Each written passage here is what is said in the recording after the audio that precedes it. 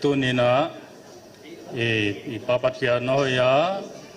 i thum na te jakin katapa siam lian mang kha anan na te dak tol tom akilona CT scan MIR te lo hong kila le pathe lo zanina evan this nu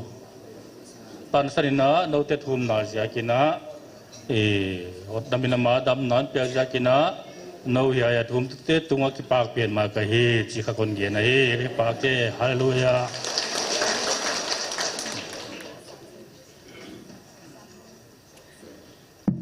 le he thena wa it's a pau hi damlo apan hospital zo sajana MIR hong Allah awanga cho an hiat do thei ta lo hin ama he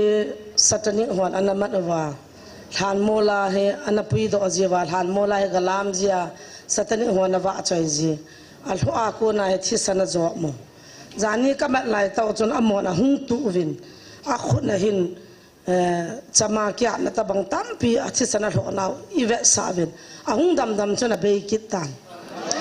a chi son ti zanum ta hin ale amazon ta video an tha de wa hin alam naw iti lam wam than mol dunga ale mi hoi ti hi jiwan ti chu dan sane hin chu alam na chu apa aki confirm nai lo za chung ki tha do thelo ni ho youtube ma jong ki kwai de hin ya chu tu zanen ka chapa nom tar ai mutan a khong si ta pon alu zong na ta poi ki pa thu se ya ho he chile ama he ke le evan pu ka loi pa mu mu nga hin ka ba rum ka lut ka hung le in ko ven a o chu mu mu hi ke ama chu ka hol mo koman romana to mu mu mo chu ka zai wa ma ho ya mam ka mu lo he ka me te ka bala ko phunga ni nga na ki ana kan mu ro thaga ngom mi ta in program jang kan jang khom jun la sa jang hoi ta ma tan mi pil ta in ki tho pathian na ge tong khom men chu aso pite an veng te za cho an zuya pathian la khat kin jong sang ya tin ama la sa ga ngai tin na jong la kyong taw na ka man de wai tai ai ta ne sa alam jingpha ne pathianina phat pha mo pathianon pia ki pa hoya ki khom dia ana ki sakhalo kai manina t-shirt del khong ka hon sil kha lelam tak ki swan la awai bang kasa yai la ka ki zak khak zeu laina kumni kum thum pai ta hiya wai laina hiai dan hiya la ki khop na thupi awm nai ke ya pathianina nulam le ana sep na atim te avol zola hiai tana adom ka nga healing ministry kia hilowa worshiping pathian biat khom na tan pha hiai tan pha atopa na a ministry adop ka sakhi thupi ka sa pathian thupi na tanghen la mai lama ton pi zelet chi hi kede ka dei sak thu ka gi na hi ken tu ni ko hon la sak de le sim lei tunga chi la hiya ni hiai phuak pen hi mit cho mo mit to khomu thei lo a hiya kal lui kal masai na last week na ahon si santa kalo hoi mama khata hiya ama phok na de hi wana leitung achu gen thei liang le ilamet pen wai van Jerusalem thakai manina hoi to kitwak di china sim leitung achila ken ka hon sade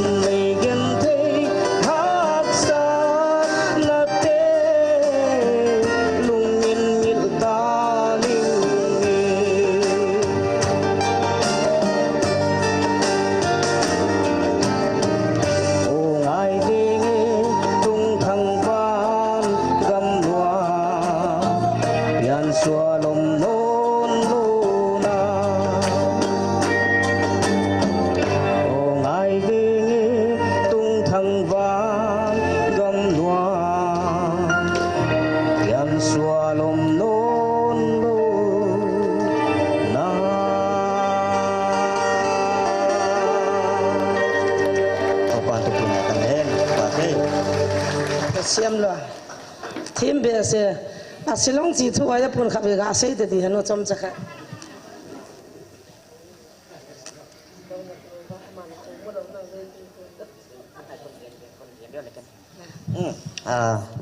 Silong kazin layu ka heu tu pa evangelist and thangsuan pau kha Delhi azinin china ma kha mitcho mo khomu thei lo ya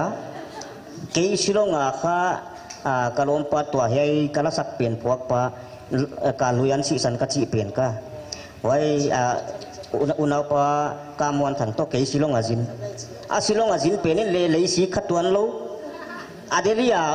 zin pen le va mutuan lo chi da nei ya mo aya pathianina zat mo anei kia azatu te bang ma lo te khove le sim mo te le pathianina jang theya last year 23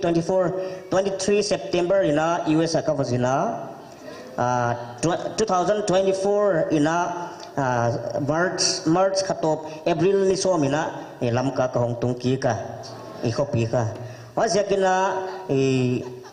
US kazin bang khat ve nai lo ni ve nai tai mo wasaka US ka va om sung ting ting kha khat ve kazin cha khaguk ge om kai cha kum khat phatai ve US ka kum khat teng khata kai mo wasaka pathenina azat mo anei kia hilele min pathiana bela pathiana alamet na akoile min pathian asan le pathianina bang malo til sim o wai teling tama de jang the hi pathianin to pina tang he nai teng kon kian de pathianin no amang cha the ti chu isu pe pa wa kon jang i moven ama zalen pathiani thang ba ve America ni ve ka phai ta tin naกันทำงำแล้วเจ๊อ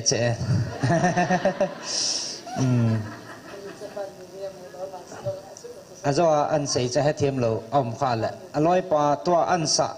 ลาเห็นพุทธปาสูอมิตรโซเห็นเดี๋ยวนี้อากูน่าห้องศิลงอากิสุตัวหันเห็นอามาศิลงอากัจีอามาสั่งขัดเวนัสเซจับตาเป็นน่ะศิลงอากาศผ่าวางอะไรจงอันจุดขาดเราเหตุใช่ขัดป้าจันเดลิลังห้อยลังผ่าวางอามูดีเลย